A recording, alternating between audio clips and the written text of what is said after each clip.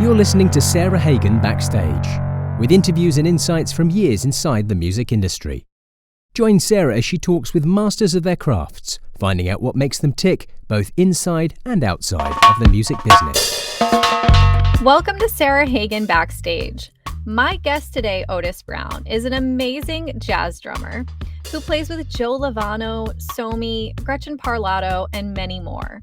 Today, we are going to talk about Otis's journey to jazz music, his never-ending quest for creative inspiration, his advice for the next generation, and what is on the horizon for him and for his music.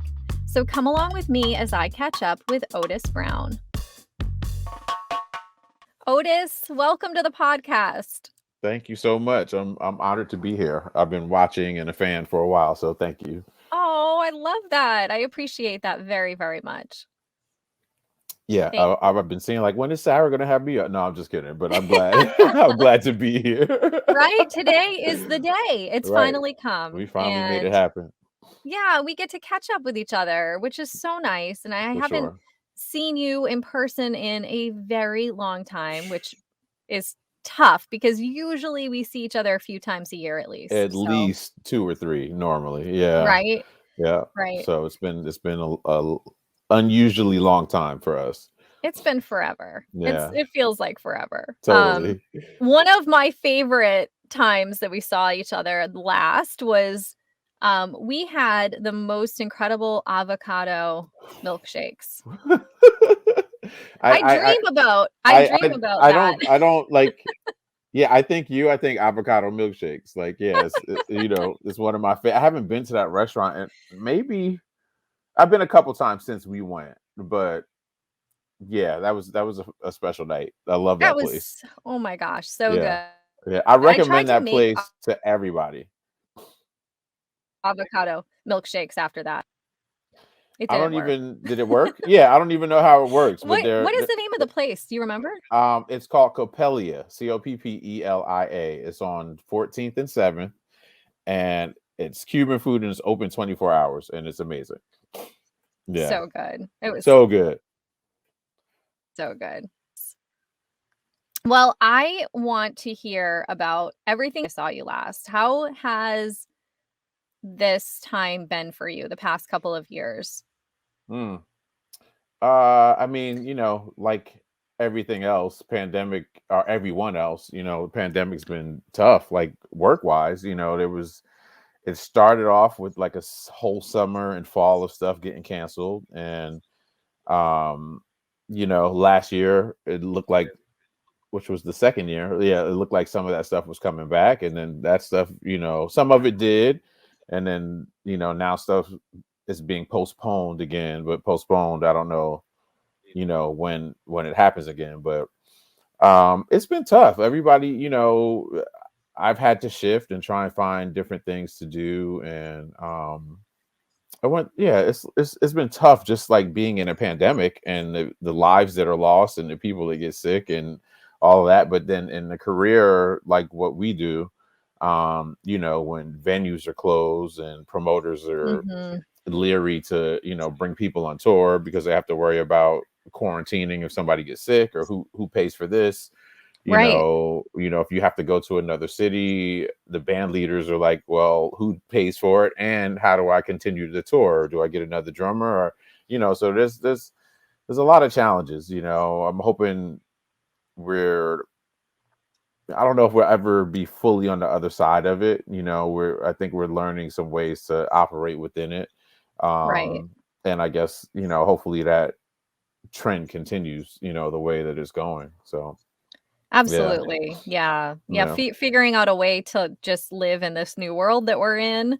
It does seem like that's the future. Right.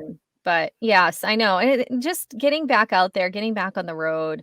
I can't wait for everyone to be back out there playing live music. I see bits and pieces of things happening, and it's encouraging, right? Right. But I know that our industry it's just been hit so hard and in so many ways. And again, like you mentioned, we've lost a lot of friends and Right. It's a hard thing, and I really feel like, it has shown how resilient everybody is, Very true. that incredible, and how everyone's found different ways to make music and still, be out there and be present, and find other things as well to focus on, and I know that you Right. have taken a big focus on health as Yeah. well, which is Yeah. amazing. Right. I mean, I kind of started before the pandemic, but I think it would have been really easy to just fall into like, oh, I can't, gyms closed. Yes. So there was just like nowhere to go. I'm not a runner or what, I ride my stationary bike or whatever, but and I'm fortunate that a lot of it was sparked by, my two sons that play baseball, they're athletes. So I spent all this money on trainers and stuff, and we had nowhere to work out. So we ended up converting our 2-car garage into like a full-on gym and dug a trench and ran power from the house and put a new panel. Like it turned into a whole, family project. But it's been a lifesaver, like financially, because I'm Mhm. saving my $100 a month, whatever fee it was for the family plan at the gym. And yeah, it's been a lifesaver in so many ways. Like it's just been amazing. So That's great. yeah, and it just kind of helped give us something to focus on or something to Mhm. do. I kind of, especially in the beginning of the pandemic, like I practiced a lot, and then it was like I need projects to do. So I built some things. I did this, did a lot of stuff. I'm pretty handy. I did Yeah. like a big car repair, like changed out a whole suspension. Like I just had to do stuff, So Yeah. um that was very helpful mentally, physically, health wise. So That's great. um And yeah. every time I talk to you, you're doing another project. I feel like you're like, "Oh, I'm building a deck, and I'm Right, building a gym in right. my garage." Um, which is great, and then also how cool that you have an activity that you can do with your kids, because I know, like, as kids grow up, it's harder and harder to find things to do together, like, that Yeah, they're interested in, and, that's good for you as well, so that's so great. yeah, So, that's so been great. awesome. I do miss because when we had to go to like the box gym, we had to go together. So we Mhm. went, and then they would have to wait. I would always take the longest to finish my workouts, and they Yes. would wait around or whatever. So I miss going together because now everybody just goes on their own. They just can go outside, just 10 steps to the garage. Right. I miss kind of working out together and like being in the gym with them sometimes, but it's nice that it's at home. So yeah. Absolutely. That's so good. And, talking about home, let's kind of go back in time a little bit and talk about your home growing up. And you Mm, grew up with two parents who were teachers, who are right. they're still teaching, aren't they? They retired. They retired? Okay. Yeah, so they were both music teachers actually. Both my parents had degrees in music education, and um they were always doing something in music. My mom was like her piano's her major instrument, and she was a choral instructor, and my dad is instrumental music, and he played Mhm. drums. That's how I started playing drums. And they became principals later on. The lion's share of their careers were like in administration, vice principal, principal, department chairs, but they taught for a long time. And yeah, it was, there was always music around in my house, always something. I was always going to a rehearsal. If my mom had choir rehearsals at the church, okay, I had to go with her because my dad was in New York, and then I would go with my dad if my mom had something to do. So I was always at a band practice or a rehearsal or a church choir rehearsal, whatever it was. Mhm. There was always around, or my mom, my dad would be practicing at home, and my mom would come home and she would have to learn this music to accompany somebody. So she'd be playing piano, and it was like, just thinking about it now, it was like such a fertile environment for, just creativity in general, but definitely like becoming a musician. Yeah. It was easy to do that. You had the support Yep, and the role models, which exactly. is pretty incredible. And your dad played with some big artists, He right? did, yeah. He came up from South Carolina. He went to college where they met, and played with James Brown like on a little tour, and Bobby Blue Bland and Al Green. He played with a bunch of like soul and funk artists that I think I came along a little earlier than they anticipated. So he kind of geared more towards the education route, and he loved teaching. He's an amazing band director and teacher, but I think he needed a little more stability. And, he kind of went that route, but he still plays. Yeah. He's the first drum teacher I had for real. That's incredible. Yeah. And was that the style of music that you were listening to growing up? Yeah, Yeah, it James wasn't. I Brown didn't and really get into jazz until like college. You know what I mean? Like maybe a little in high school. Like I remember Wynton Marsalis came. Um, it's a really famous performing arts high school. It's actually the first performing arts high school in the country in Newark, New Jersey. It's Arts High, where like Wayne Shorter and Sarah Vaughan and all these people, Savion Glover later on, Michael B. Jordan recently went Mhm. there. And my dad taught there early on. Crazy. My dad taught there. That was one of his first teaching jobs. He was the head of ensembles. And then my mom's last principalship was at that high school. So Michael Wow. B. Jordan's mom was the head of the PTA and he would be there all the time. It was crazy. Um, but yeah, so I would, I remember Winston came and they had like he came to the performing arts school, but they had all the band programs from different schools come for this assembly to hear him play. And, and Mhm. I didn't even understand like how he was playing what he was playing. Like I didn't understand how you got to that. Like, what is that? How like these like I didn't even know what a 16th note was at that time. I was just like, wow, like Yeah. what are these fast notes that he's playing? Like, you know, so I kind of got into jazz a little bit then, and I had I played saxophone too, so that's a big part of the story. And Mhm. I had a teacher um, named Bill Phipps, who was good friends with Wayne Shorter growing up, a famous music family in Newark, New Jersey, and New Jersey. And he taught me saxophone and would play me Charlie Parker recordings and stuff. And I was Mm. still listening. I was a hip hop head too in the 80s and 90s. So I was learning that kind of stuff because it was closely related to the stuff I heard my father play. Sure. So I would learn these beats from cassettes, or KRS-One or EPM. I would play along with these hip hop songs. And then when I got to college, I kind of really started getting into jazz. And I think that was primarily, my dad played jazz a bit too, but it was primarily because of how the vocabulary on the drum set, Mhm. that kind of almost all of it comes from jazz. You know what I mean? So just Yeah. the drum set in general was created for jazz. So I I wanted to learn how to do these things and how to play these things that I heard or that I wanted to get out. And that kind of led me to studying, a backwards kind of way of studying jazz and drummers like that. Because I went from like the funk and R&B and hip hop stuff, gospel stuff, then I kind of went fusion route. So I was Mhm. real big Weckl and Vinny Mhm. and Dennis Chambers, Billy Cobham kind of head. Yep. And then I started realizing like, oh, what they're playing is kind of just cleaned up, better recorded versions of, especially Weckel's case, of what Elvin played. There's a lot of Right. triplets, it's like exactly the same vocabulary in a lot of ways. Or, this is a phrase I heard Tony play, like Dennis plays this thing all the time. Mhm. Oh, that's directly connected to Tony Williams, so it kind Yes. of, I came the backwards way into jazz. But once I got there, it was like I was like, okay, this is something I really want to focus on. Yeah, that is so interesting. I just had this conversation with Antonio Sanchez, who Mm, grew up listening to like rock and roll right. and then got into fusion, and that was like his gateway into jazz, like traditional jazz. Yeah. And so it feels like that's kind of like a natural progression.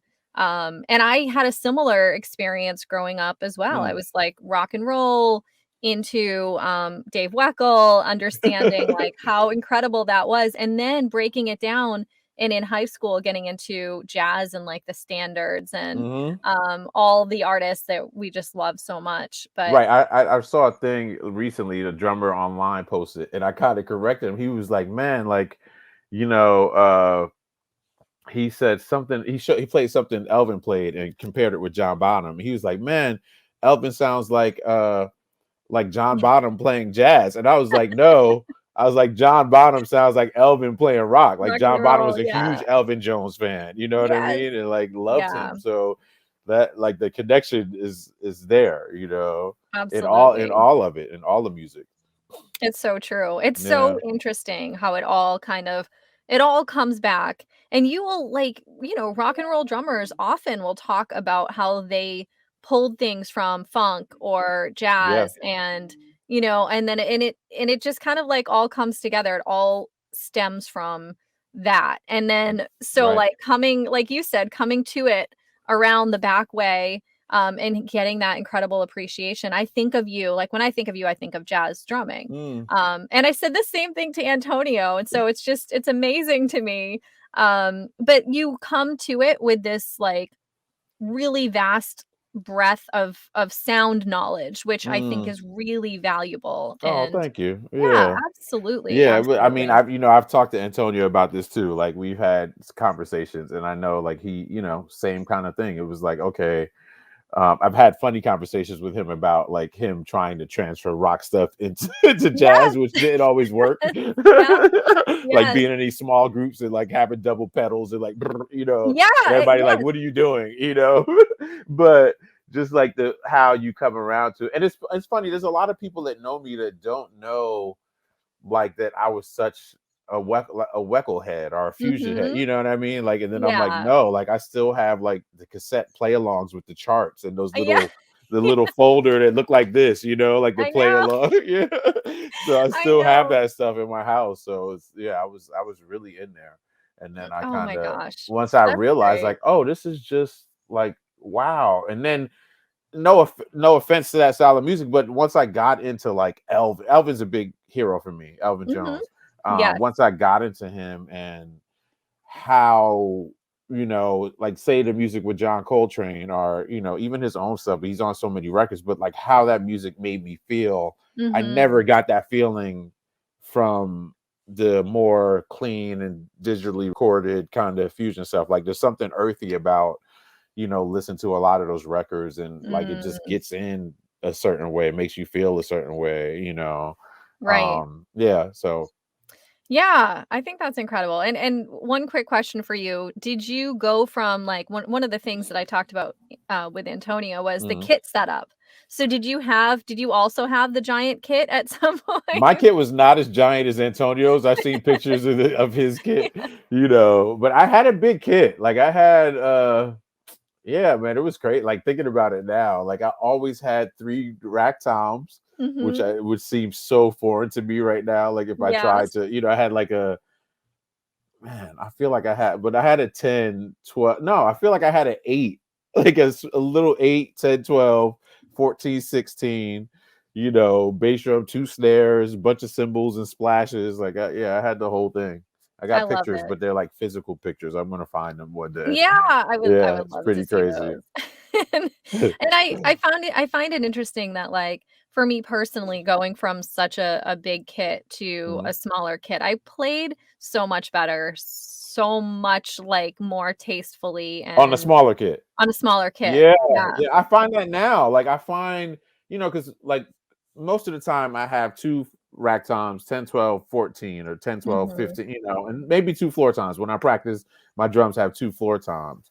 Right. But once I got to New York, I spent a lot of time on like 5-piece kits, 1 Mhm. rack, 1 floor, snare drum, 2 cymbals, and there's a different kind of vocabulary you have to be able to do that, and a different uh kind of methodology and different mindset you have to play on that kit. So like you said, like I still find that now, like when I play gigs on, even at church, my sit is just 2 rack toms, a floor tom, and some other Mhm. cymbals. But when I go to gigs where, I played a gig last week and they had house drums and it was just 5-piece kit, I was Mhm. just like, wow, like it was so much fun. I was just like, man, I miss this in a way. You know what I mean? Like not having Yeah. that drum make your mind work in a different way. And then that in turn makes your vocabulary different, and then your thought Yeah. process is different. So it just kind of has a different effect.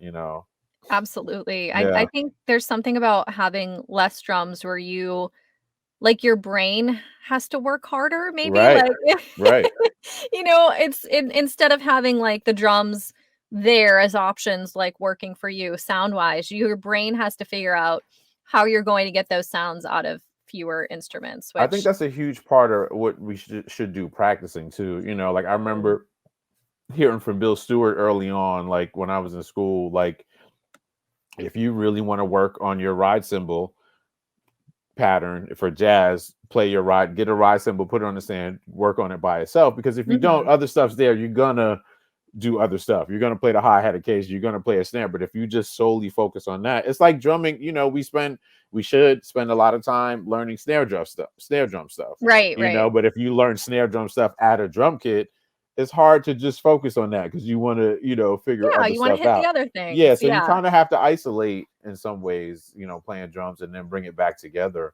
But yeah, like Yeah. playing those kits, and coming up in New York, we do a lot of gigs in little bars and clubs, like, where it's just you might have a cymbal, a snare drum, bass drum, and hi-hat, and you Mm-hmm. got to make the gig work. You know what I Yes. mean? Like, how do you come up with different sounds? How do you trade fours with somebody? You just have a snare and a ride cymbal, So I think Right. one thing about New York jazz drummers, if you come up on that scene, like you're forced to kind of be creative and Right. inventive You in a way. you you always have to make do with what you have because you never know. If you show up and you're playing the house kit, like what condition it's Oh going my to be gosh. in Right. and Right. what it's gonna sound like.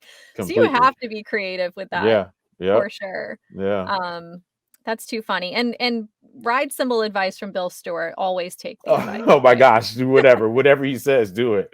Just do that. Just do that. If he says Just play just a ride cymbal for 7 man, years, just do that. just do it. Yeah. Like he, his word is golden to me. Whatever he Yes. says. Absolutely. And so I just want to talk a little bit about the incredible playing opportunities that you've had. And Mhm. every time I see you play, whether it's with Joe Lovano, I've seen you play with Esperanza Spalding, Mhm. um, Gretchen Right. Parlato. Right. Oh my gosh, that gig was just incredible. I was so inspired by her because she was so creative with her voice and the She's percussion that she incredible. plays when Yeah. she's Right. singing. Oh my Right. gosh. Love her so much. But always, all of these different opportunities that I've seen you play in, you're such a musical drummer that I love what you add to the music. You're not just sitting back there just like keeping the beat. You are adding musically to what the band is playing or the artist is playing. And I just Mm. absolutely love that Oh, about I feel your like I'm blushing. drumming. Thank you. Oh, That means a lot coming from you. I appreciate that.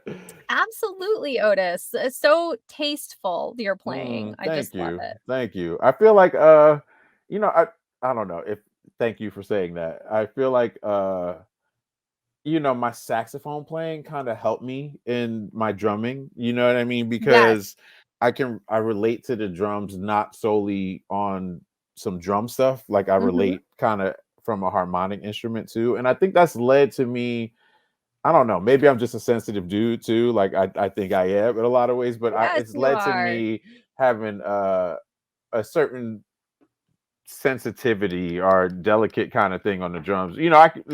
Whatever. I play the drums when I need to, but it's led to me having some of those opportunities you talked about. You know Mhm. what I mean? Like I played with a lot of singers in my career, which I love, like Mhm. Kurt Elling, Gretchen, Esperanza. You mentioned the girl Somi I play Mhm. with. Um, the woman Somi, sorry.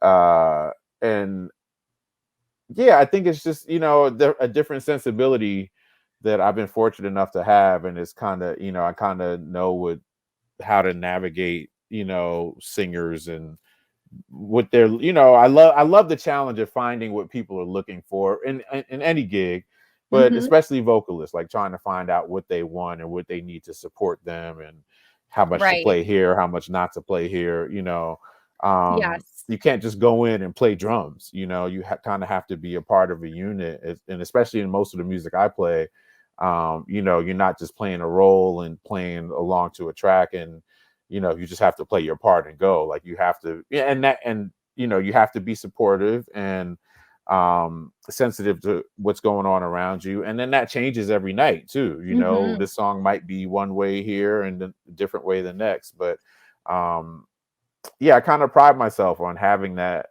sensibility, like in playing, and it's kind of led to Yeah.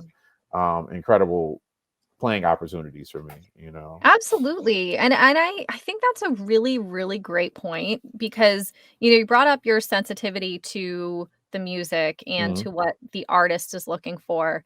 And I feel like your personality lends itself to being a really, really great piece of a Mm. puzzle for someone who, especially like Somi or Gretchen and Hmm. or Esperanza, their music is so like you're playing in these small venues, right? And you're not playing like loud music. So what you're playing has to really fit into what they are doing, into Right. their voice, into the musicality of the situation. Um it has to be a piece of the puzzle. And I think your personality really fits with that too because you're easy. Like you're you're Mm. just right. And you're easy to get along with and you're Oh, thank you. accommodating. And I I mean, you're think what, just full disclosure, Sarah's like one of my best friends, so this is oh, she we knows what she's talking about, I guess. I do, yes, I know this about you, and Right. I think like you said, it's led to some really great playing Hmm. situations because sometimes it isn't just about, like, how great of a drummer or musician you are, it also has to do a lot with your personality and how you Yeah. gel with people, how you, fit into that puzzle with Right. them, and so I just think that's, like, you kinda made that point, but I just wanna drive it home because it is so important to have that personality when you're in these playing situations Yeah. I think and you get along with everybody. I kind of do. Most Yeah. people, I think I do. Yeah. I have a lot of friends, and I think that like I feel like 90% of how you get in this business and career and have a career and be successful at it happens away from the bandstand and away from the stage. A Absolutely. lot of it is who you are and how you gel, like you said, with people, and do people want to be around you? Do they want to be on a tour bus with you for 20 hours, or Right. or have to get through an airport with you and be stressed? And you know do they know you won't have an attitude or bring everybody down? Or Yes. I think I try and be that kind of person in life, you know what I mean? But definitely in music, it takes you a long way, being a good human being, like that. A Mhm. lot of that, you get to a certain point and everybody can play. Like there's no difference between me or Juliana or Antonio or Harland or Hutch, like all of these Mhm. people I can name. Everybody can play, everybody has their own thing, everybody's amazing. You know what I mean? Kendrick Scott, Yes. like these are all my friends, and Terry Lynn, and you know what I mean? Like Mhm. you get to a point where everybody can play. I'm not saying everybody, I'm not comparing myself to Terry Lynn or to whatever, but everybody can play at a certain point. And it's just like, okay, what is the thing that's original about you? Not only musically, but who are you? What is your personality like? Right, right. What can people expect from you when you're not on the bandstand, which is a Exactly. huge part of this too. It is huge, Yeah. yes, and you mentioned traveling and, Hmm. I think there's something to be said about, like, being an easy traveler Oh my because gosh. Like, I mean, these are oh, a lot of times on tour, these are people you're spending more time with than your family, yes. like at the height of, when Esperanza was just from the beginning to when it was getting really big. Like I saw her, Leo and Ricardo, the quartet, like more than I was home, literally for like Mhm. 4 or 5 years. You know what I mean? Right. Like it was just like that was my family. But Yeah. you go on tour like where I've had stretches where it's like 4 weeks here. I've been playing with Joe Lovano 22 years now, which is Wow. crazy. It is. To be playing with somebody like that but it wouldn't have happened if we didn't gel or get along the way we do. And I know it wouldn't happen because we've talked about people that Yeah. that he's worked with that he doesn't work with anymore Yeah. because of things like what we're talking about. Right, Like, right. oh, this guy was a drag on the flight, or I didn't he talked to the flight attendant and the waitress. You know what I mean? Like there's a lot of Yes. things that go into Yes. this that aren't just, oh, I can play. There's a lot of Absolutely. intangibles that people kind of need to focus on. And yeah, Mhm. I hope that it's the thing, especially the younger generation, that they kind of no, I worry about them because they're not. And I mean, I won't say that because in jazz in New York, there's a lot of musicians that are still doing learning it and kind of creating a career the same way I Mhm. did, going to jam Mhm. sessions, meeting people, playing in different situations, blah blah blah. I just feel like a lot of how things are done now are so antisocial. Like it's Sure. all social media, but it's really antisocial. You're not around Right. people. Like Robert Glasper is one of my best friends, and there were times, I hung with him. I can't tell you how many nights, like going to see this, going to hear this. It wasn't Mhm. on my computer, on my phone, looking at a Right, video. We right. would be like, hey, Kenny Kirkland and Tane are playing up the street. Let's walk up there. We don't have any money. Let's see if we could get in. We walk up there. They're standing outside. We Yeah, introduce ourselves. And so, you know what I mean? There's a lot of yeah, things that happen from just being out and conversing with people. And, absolutely. it's more like this now and on the screen than, I kind of being know. outside in a lot of ways. I agree. I know. Yeah. I think it's a tough situation. We think about, like, it's been 2 full years of quarantine and isolation, and Right. yes, little bits and pieces of seeing people in person, Yeah. but excuse me, this younger generation that we're talking about, like, some of them have had 2 solid years of, like, really formative time that has been isolated, In and isolation. In it's isolation. crazy to Yeah. think about that. Like, you Right. and I were like, "Okay, we can do our time." Like, Yeah. we you know, and we'll And get it's back even into been it. difficult for us. You know what I mean? Yeah, So, yes, yeah. 100%, yes. Right. If you spend however many years being a social person and being out there and being around people constantly, and then you are literally like, "Well, I'm in this this space Right. often," Right. but it's a weird adjustment and Yeah. doesn't feel great. So, Yeah. I do think about, like, the generation coming up and how it is affecting them and how it'll affect them long term, and Long term. Yeah. um, but I think that, like, I feel you like like the you arts said. is part of a way to, it's somewhat of a savior for that. You know what I Yes, mean? Like yes, participating in the arts and yeah, going out to hear live music. And, I made a concerted effort. And this was a little before the pandemic, but I've been making like going to as many museums as possible. Going to like mhm, I've done this before. Like if I'm in Paris, I go to the Louvre every time I'm there, or the yes, Pompidou, the Modern Art Museum, or like but like this in this pandemic and a little before, I was like, you know what?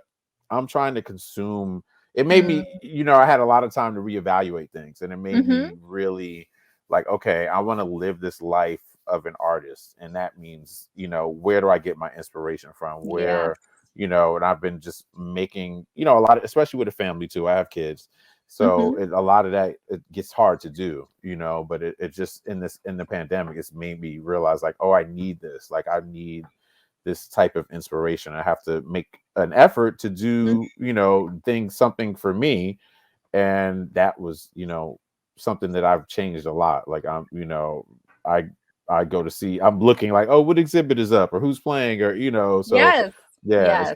it's been great, I love that. That's so good that you're yeah, taking that time and letting your creative mind be fed, because I think that is something it's hard to do, especially when you have a family and you yeah. have obligations. It's like, how do I make the time to feed my own creativity? But so art-wise, is there like a style of art that is your favorite, or um sculpture? it kind of varies, you know what I mean? I've been getting into a lot of Black artists and African American artists that, that I know, or know of, or in the same circles with and haven't met yet, but Mhm, we know mhm, each other social, the social media way, know each other. Um, and I've been delving a lot into that, but I've been trying to go see as much as possible. I went to the Guggenheim a couple weeks ago on my right after my birth. Maybe it was on my birthday. I do that every year. That's the thing now. I go pick out museums or exhibits I want to see on my birthday and go spend the day. mhm, But yeah, is it an Iranian artist? Like it doesn't matter for me. I kind of go see whatever it is, and mhm. and think it's interesting. And I might not dig all of it, but you know, yeah, Yeah, but it's just like yeah, music, right? I love that part about art and music where if you are a creator, you're hmm, making what's I if and you are making something that's authentic to what is you, right? right, Like, what is coming out of you. Um, it's not for everybody, and that's kind of beautiful, you know? Yeah, Because then when you do touch somebody with your music and your art, it's so significant. right, Um, right. I love that. I Yeah, absolutely love it. I think when you try to make it likable to everybody, that's when things go awry. So exactly, kind exactly. of like I kind of like when I see a piece of art and I'm like, "Yeah, you know what? I really don't get it. I don't Right, understand what's happening there." But I recognize the fact that someone else might walk up and think like that's the most incredible thing I've ever seen, and I completely. And it's like that understand, in what we you know. in making music too, you know what I mean? Yes, Which is an art, but it's like, I have a yes, record out, I'm working on another one now, and it's just like yes, it might not be for some people, but there are a section of people that it's for that or think it's the best thing they've ever heard or it's their yes. favorite album, you know what I mean? So Yeah. like you said, you can't try and make that happen, you kind of just have to be yourself and Yes. let whoever the audience is for it find it. Absolutely. And Yeah. social media wise as well, that's I feel like that's something that we can all think about and translate to content that you're putting out social media wise. Like there's so much out there that's so inauthentic and Right. I love when I come across a profile and 99% of my friends have incredibly authentic profiles where Yeah. just sharing life and reality and creative inspiration, and I love that. Yeah. That's a thing for drummers too. It's like it I think we all go through a phase. I know I did where you like an emulation phase, but almost Yes. emulation to the point of copying. There was a Mhm. point where I wanted to sound just like Jeff Tain Watts, or I wanted to sound just like Eric Harland, or I wanted to sound just like, whoever, but like hopefully that becomes a means to an end and not the end. You know what I mean? Like Mhm. it's okay to kind of be in these phases and like, oh, I'm figuring this out and I'm just gonna take some from this person and this person and and let it be in your playing. But as long as you don't kind of become a carbon copy of that person, I've seen that happen, where Mhm. and to the point where like the only people that they get called for is to sub for gigs where the originator can't do the gig. You know what I Right, mean? Like it's right, like, oh, yes. you're in this gig to sound like this dude. And it's Yeah. like I wouldn't ever want that. Like I want to be valued for being myself and Mhm. not trying to play somebody else's vocabulary Sure. um on another gig, or in my playing. Absolutely. And we've all done it like to get, but it's you just can't stay there. It's like, oh wow, like he's playing a lot of Lewis Nash stuff, and it's like, okay, Yeah. like 5 years from now, is he still playing all that Lewis Nash stuff? Right, Or right. have they done something with it where you could tell it's inspired by and then it's them? Or is it Yes. still carbon copy? So I Yeah, think that's a good and lesson I think for it's us on a our instrument too. absolutely. I think it's an amazing thing when you can originate your own sound, and then at Yeah. some point someone's like, "Oh yeah, they're playing a lot of Otis Brown stuff," you know? Right. Right. Like But it is there's nobody that sounds and those are the ones that we remember. You know what I yes. mean? That get Yeah. in those, like you hear those one name names, like Blade, Yeah. who sounds like Brian Blade. There's Yeah. nobody who sounds like Yep. Bill Stewart. Nobody, who Gad. sounds like Gad, who sounds like Gad. Harlan. It's just Yeah. like they get their own thing and of course it comes from people like Steve Gadd talks about Buddy and all the snare drum stuff he used to do, and I know Yes. for a fact Eric Harlan, we used to listen to Tane together all the time. Yeah. you Yeah. know uh Chris Dave, who sounds like Chris Dave, like who can play like Chris Dave? Nobody. Right. Like, No. and I know that Chris Dave was a huge Tane and Tony Williams, and it was like there's a lot in there that he kind of turned Yeah. into Dennis Chambers. A lot of Dennis that Chris is playing. Yeah, and then you ask Dennis, and Dennis will point out, like, 5 people that he I was Right, influenced by. It's right, really amazing. yeah, I can't remember who it was that gave me this advice, but it was so good, and I just have to share it, which is, if you're into an artist, ask that artist or find out who their influences are, and then go listen to those artists. exactly. Because it just, like, takes you back to the core and gives you a whole other perspective on Right. their playing. Yeah, So it's funny when like say we do this is there's two things that brings to mind. When like I've seen, like we'll be on tour and somebody I play with will have to do a workshop. I've been like it's happened when I was out with Herbie Hancock. mhm. Joe Lovano does a lot of workshops, and I go, they're like, oh, no, you don't have to go. Like I got to go do this workshop. You can say, and I'm like, no, I want to. Can I go? Like I want to go because I learned so much from them. You know Yeah. what I mean? And one of the Yeah. things Joe Lovano asks in his workshops, he asked the saxophone players, he's like, okay, so who's your favorite guitar player? And they're like, oh, who's your favorite pianist? And he's like, oh, I don't know. Yeah. Like it's like he to make the point that there's like you should kind of focus on other instrumentalists, one, Mhm. but I was also such a nerdy dude. Like my dad had all these I still have them, all these modern German magazines, and I subscribed when I was, in college and stuff. And Mhm. I would read these articles and be like, okay, I saw Dennis Chambers mention these people. Who are these Yes. people? Then I would Yes. try and find interviews like in whatever. Then I'm like, oh, Elvin Jones mentioned Max Roach, and Max Roach, Yes. who's Max Roach? Max Roach mentions Kenny Clark. Who's Kenny Mm, Clark? So mhm. it was like if you really want to be serious about this, you kind of have to do a little bit of research and find out who those influences are and other people. And then I think that further helps you find your own thing. Mhm. Me and Robert and Glasper and I used to talk about this. He was like, there's a lot of people that try and sound like Chick Corea, who Mhm. just passed recently, but they take it from Chick. They don't get into who Chick liked. You know what I mean? Exactly. Like they don't do the Yes. steps that Chick did. They want it at the cursory level of sounding like Chick. There's a lot of people Mhm. now that try and sound like Robert Glasper. You know what Mhm. I mean? But they Yes. don't get into who, some of them probably wouldn't know who Kenny Kirkland was, who was one of Robert's heroes, or, like all these other piano players that he Right. listened to. And I think it's the same for drums. I feel like all the masterful drummers that we know, and I think this is across the board in any medium in art, any Mhm. type of artist, they have such a wealth of knowledge on what came before them. You know what I mean? Mhm. Like I feel like Jay-Z can recite you Rakim rhymes or rhymes from the 80s. You know what I mean? Like he knows Right. those verses. You know what I mean? Like, Yeah.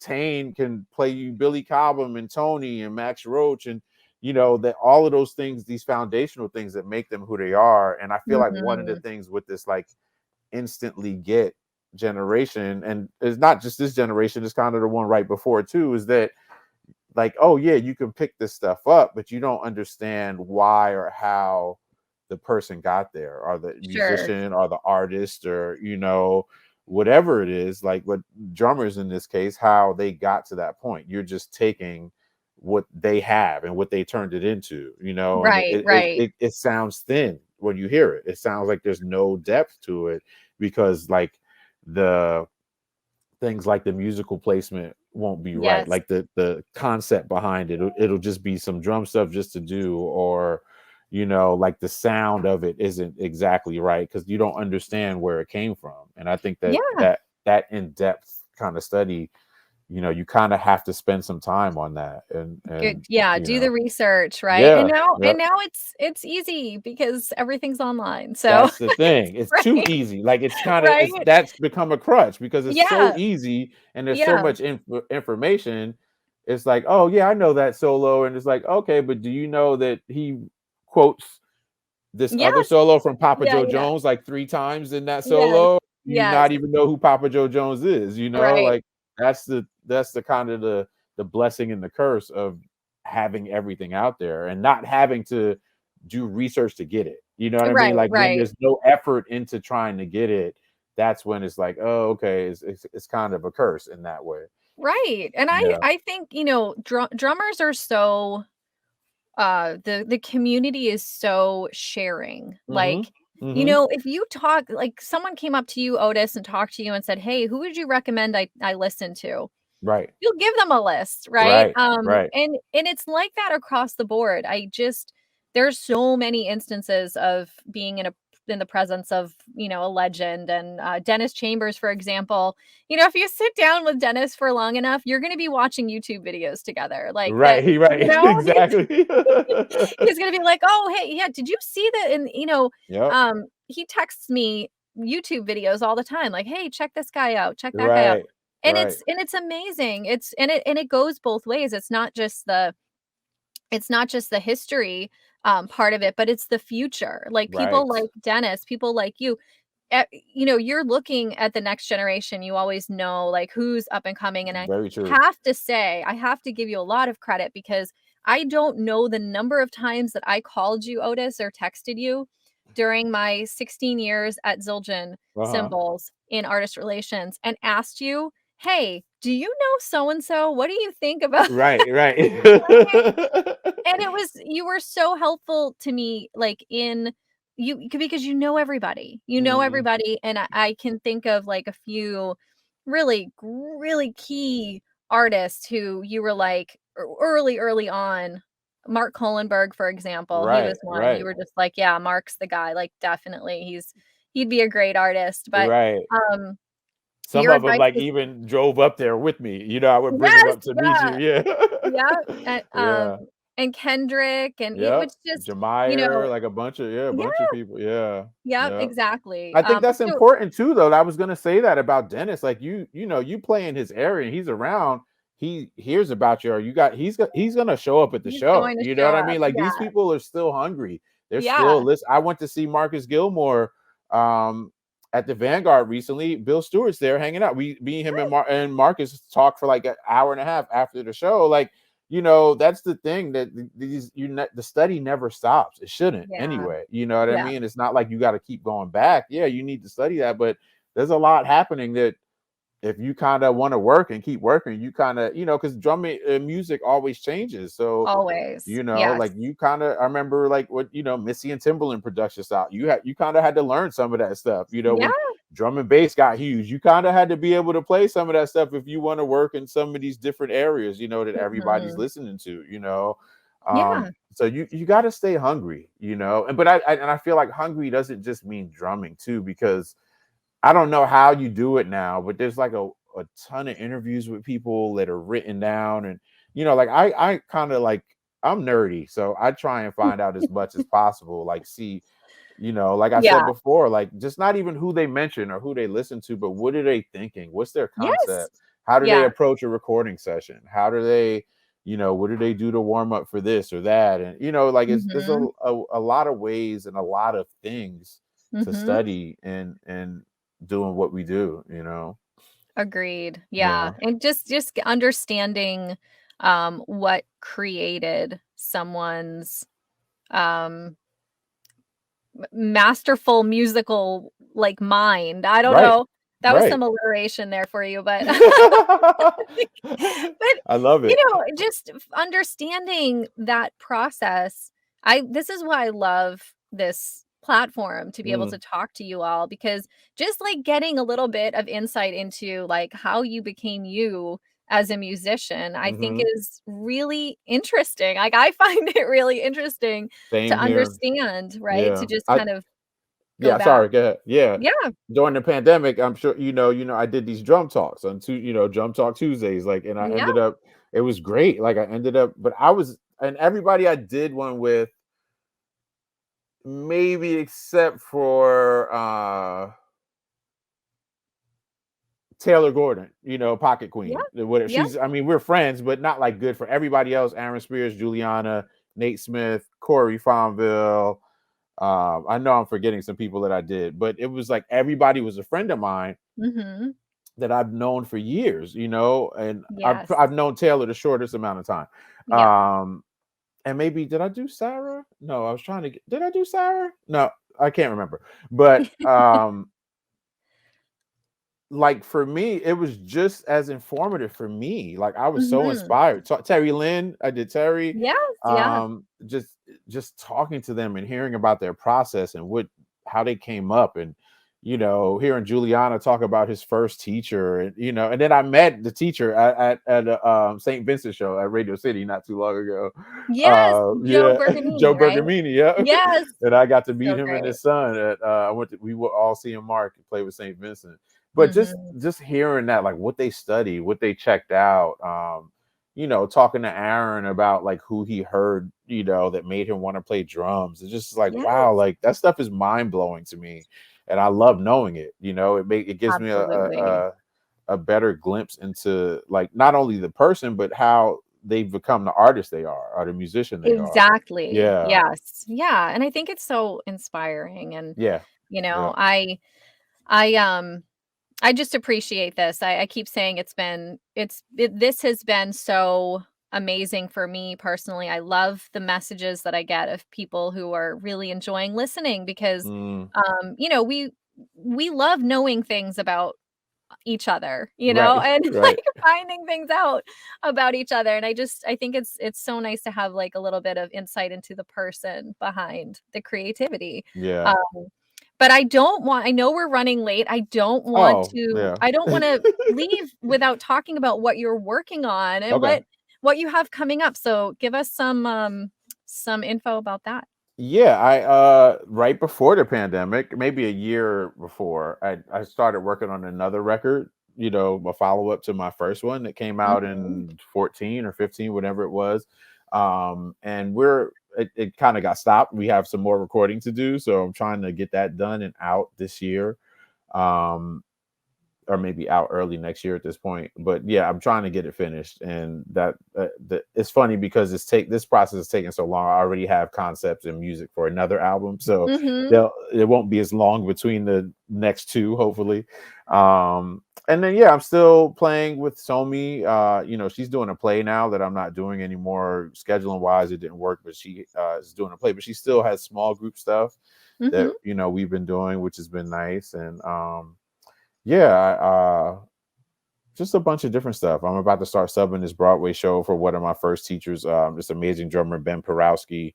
Yes. I Yeah, know he's Ben. yeah. So about to start doing that. Just a lot of things, kind of, you know, like a lot of the shifting that's happened. It's kind of Mhm. some of the stuff. I think, as with everything in COVID, some of it's going to stick. Yes. So it's just like doing a lot of that stuff. Hopefully, there's some tour dates and stuff on the books for the summer. Hopefully they happen. Yeah, I Yeah, know. it's like My it's fingers crazy. are This is crossed the for long that. I said this is the longest time since I've had one that I haven't used my passport. I haven't been to Europe in like almost 2 years, which is like I'm normally in Europe somewhere, Yeah. 10 times a year, whatever, however Right, many right. times a year. And like I haven't gotten my passport stamped since COVID started, which is crazy to me. Yes, Um, I know. so It's yeah, like I'm hoping some of that stuff happens this summer and that, we kind of get out there. keep moving forward. Yeah. Yeah. Exactly. Yeah. Me too. Me too. Well, I will put some links in the description and in the podcast notes too, so that Okay. everyone can follow you. And again, I feel like a theme of this discussion has been, get into the community, understand Mm, the background and the influences, and then explore beyond drums, explore other musicians and their definitely. influences, and just Yeah. listen to music, go to museums, feed your creative mind. Yeah, like you have to live. I feel like you have to live a life of art. You know what I mean? Yeah. Doing this, if you want to play music, it can't just be like, oh, I play my drums and then go do this. Like you gotta. For me, anyway, Yes. I think it's important to pull inspiration from other places that make you have things that Mhm. other people don't have. Nobody's gonna get what you got from looking at that Picasso at MoMA and how it gets into your playing the same way. They might get a separate thing and it might get in a different way, but they're not going to get what you get from it. And I think that Yeah. makes you an individual. And that's one of the biggest goals in music, is to be an individual, be yourself. So, Absolutely. I yeah. love that. We'll end on that really, really great advice, and I can't wait to see you again, Otis, It's soon. really, it's getting ridiculous now, but It yeah, is getting hopefully. ridiculous. but we'll make it Hopefully he says happen. We'll soon. have avocado milkshakes again. Please, yeah. Okay. All right. I'll see you soon, my friend. All right, Thank thank you you. for having me. Absolutely. All Take right, care. bye-bye. Bye. Thank you for tuning in today. Join us each Tuesday for new episodes of Sarah Hagan Backstage.